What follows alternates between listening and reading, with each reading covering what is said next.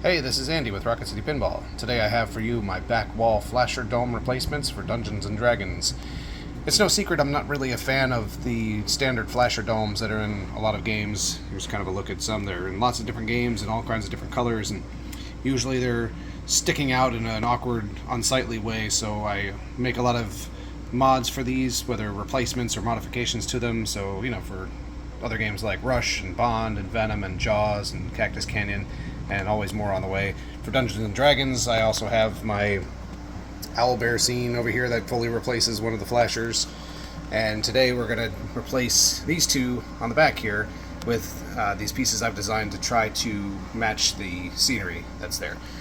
If you've never modded before, this is actually a really easy mod to do. All you need is a 1/4-inch nut driver or a flathead screwdriver, whichever you have. The easiest way to get access is to pull your playfield out, set it on the nubs right here on that lip, and if you have a set of playfield jacks, lift up the playfield and set it on here, because that'll give you really great access to the back area that you need to get to.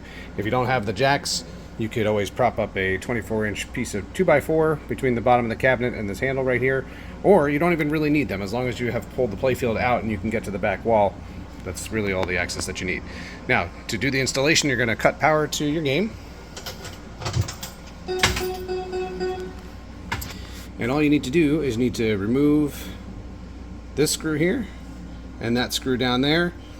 When you remove those screws, this is the flasher board that has a flasher on it. Just kind of pull this out of the way, and then you'll be able to pull the dome out the back wall. So again, with the screws removed, now you can just take your flasher board and just kind of move it out of the way, and the big dome will push out the back wall, and then just set it aside, drop it in your coin box, or do what you want with that.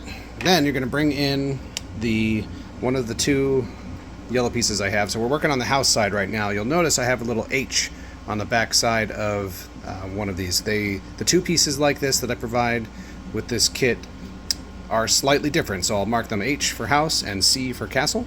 So the H house goes on the side, so you're going to put this one back in just like the other one was in position, and bring the screws back in and install them. Now make sure you put the screw through the flasher board, and be careful when you tighten it down. As you tighten it, this board is going to want to try to rotate on you and get out of position, so just make sure that it's centered as you tighten it down.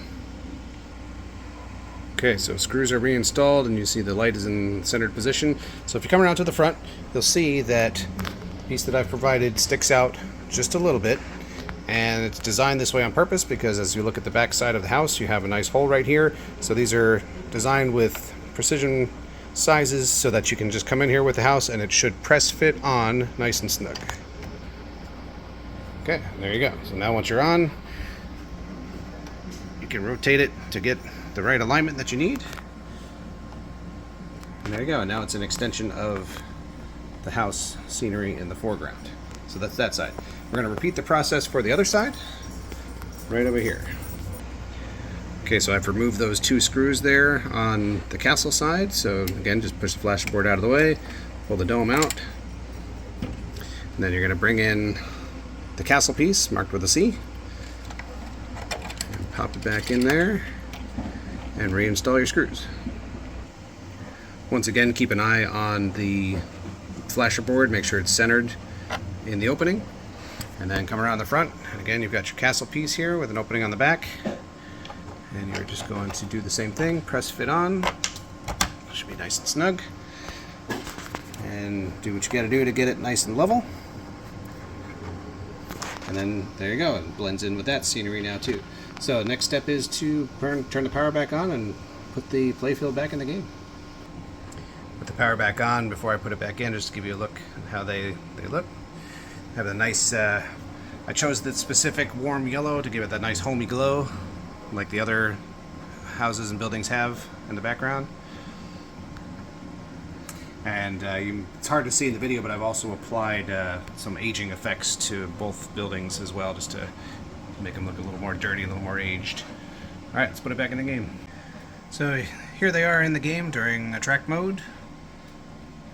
Now I chose that nice warm yellow that you see for the backing of the light, just because I wanted to make it look like the warm yellow of the lights that are in the windows and the scenery. So it's a good match. One of the times these are really active is during dungeon crawl mode, so let me start that, show you what that looks like. Alright, I got Dungeon Crawl ready. Here we go. Welcome to Dungeon Crawl, Level 1.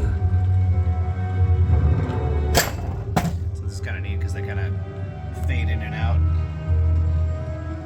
dimming and brightening. And another time they're fairly active is during the end of the game, so let me end this game and show you what that looks like. Alright, game's about to end.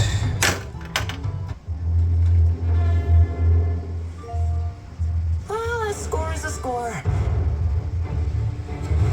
And here you see during the game end scene, you get nice bright flashing back there. Pretty cool.